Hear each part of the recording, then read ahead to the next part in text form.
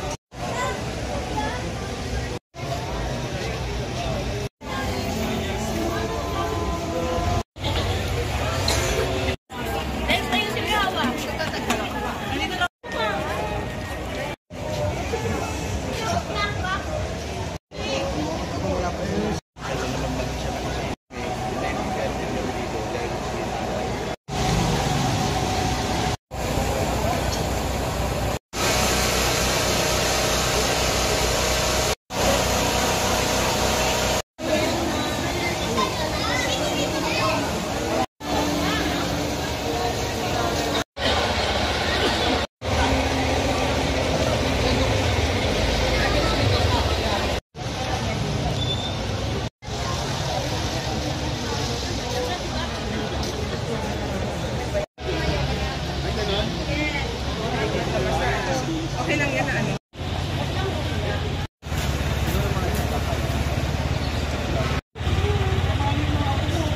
Tumama sa lubluban ng mga kalabaw. Isang hapon ng pauwi ay muling nakita nila ito.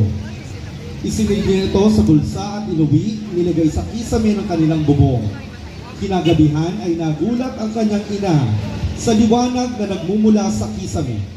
Ipinakuha niya ito at itinago sa baul. Kinalaunan, isang halimuyak ang naamoy at nang hanapin kung saan ito nanggagaling ay nagmumula sa baul kung saan itinago ang batong may imahe. Agad nilang inuluklok sa altar ng kanilang kubo ang imahe. Unti-unti ay may mga dayuhang nagtungo sa lugar at hinanap ito sa kanila at sinasabi na inaanyayahan sila ni Maria upang pumunta at humingi ng mga lunas sa kanilang karamdaman. Lumawig ang mga mananampalataya mula sa iba't ibang panig ng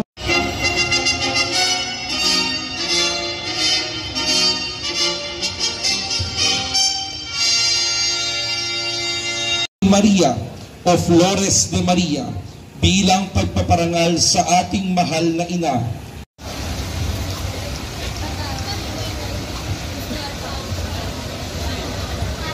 Nuestra Señora de los Remedios de Malate.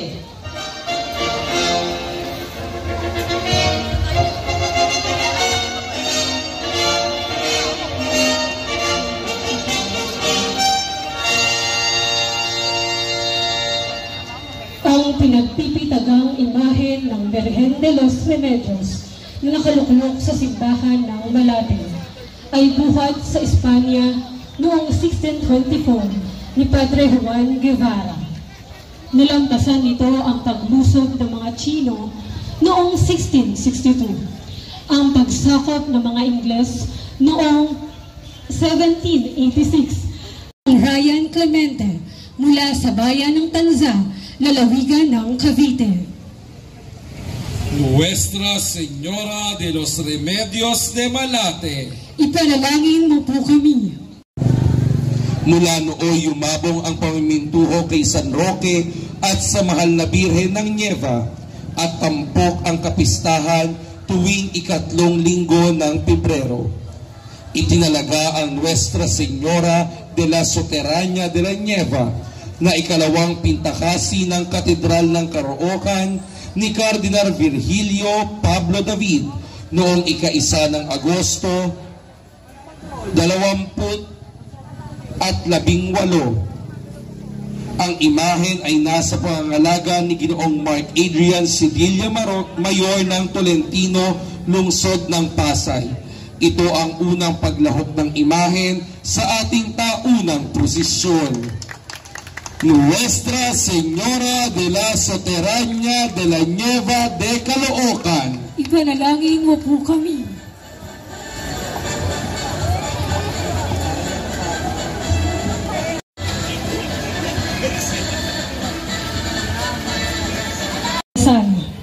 Idinulong Santo Papa ang digmaan sa ilang. Nuestra Señora del Santísimo Rosario de la Victoria. Ipanalangin mo po kami. Ayaw yatang tulog eh. Ito po ang unang pagsali sa ating tao.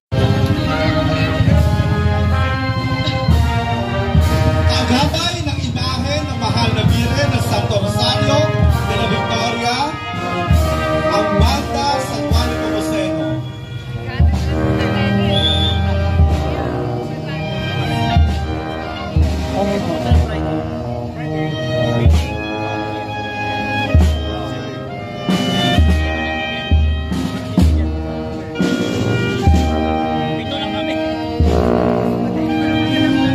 Napupuno ng grasya at nang sandaling kanyang tinalima ang Panginoon, siya ay naging ina ng biyaya dahil siya ang ina ng tagapagbigay ng lahat ng biyaya.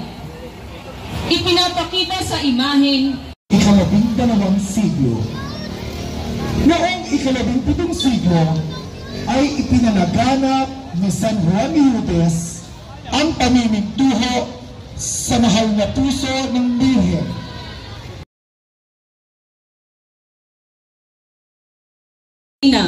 Matapos masilayan ang mga anghel na si Miguel at Gabriel na dala ang mga gamit ng pagpapakasakit.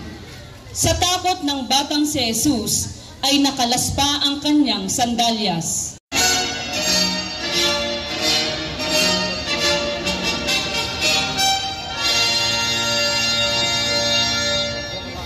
Ang debosyon sa mahal na Birhen ng Kaliwanagan ay nagsimula sa Sicilia, Italia, noong mga ika-17 taon nang magpakita ang mahal na ina sa isang madasaling babae.